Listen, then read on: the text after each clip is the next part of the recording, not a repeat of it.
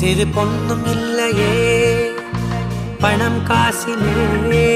இந்த பாசம் இல்லையே அன்பான மகள் வந்தார் அம்பானி நானாகிறேன் இந்த இன்ப மகாராஜ பெற்ற புது ரோஜ எலிசபெத் ராணியின் பேத்தியே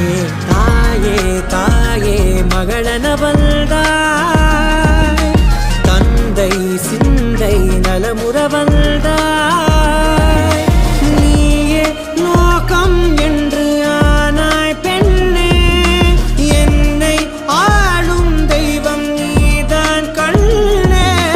பெற்றது நானா இல்லை உன் மகனே